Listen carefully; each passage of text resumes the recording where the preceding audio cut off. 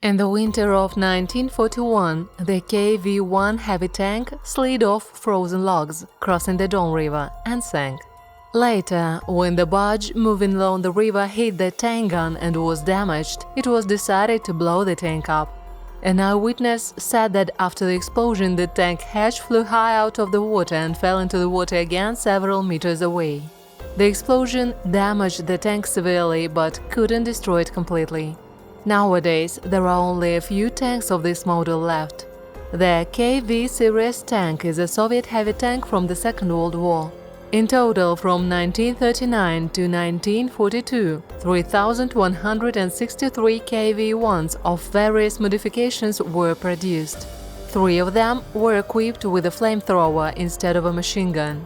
The tank had thick armor. The very first meeting with the KV shocked the Nazis. German tanks couldn't penetrate the armor. For example, a German 50mm tank gun projectile could penetrate the vertical side of the KV only from a distance of 300 meters, and the inclined front armor only from a distance of 40 meters.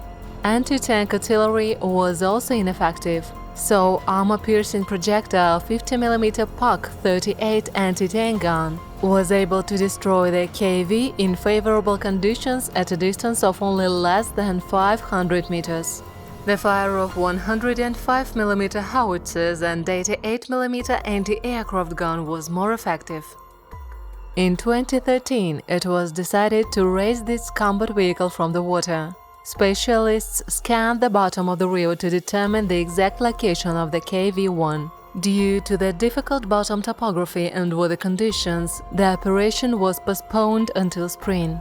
And finally, from the 29th of May to the 7th of June 2014, with the forces of the National Rescue Agency, KV-1 was lifted from the bottom and transported to shore. Local people provided active assistance to the search group.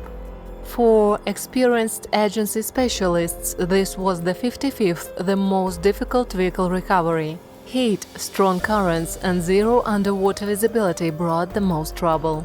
In addition, the tank was sandwiched between the pillars of the old crossing. KV-1, covered with a meter-deep layer of silt, had been pulled for 4 days with a specially designed winch, first 60 meters underwater and then 20 meters on the ground. A huge number of local residents gathered to watch the legendary tank recovery. After the operation was complete, the tank was delivered to the military unit, where it's being restored. Then the KV-1 will be sent to Moscow to the museum in Kubinka. It will be the first vehicle of this type in the famous museum exposition.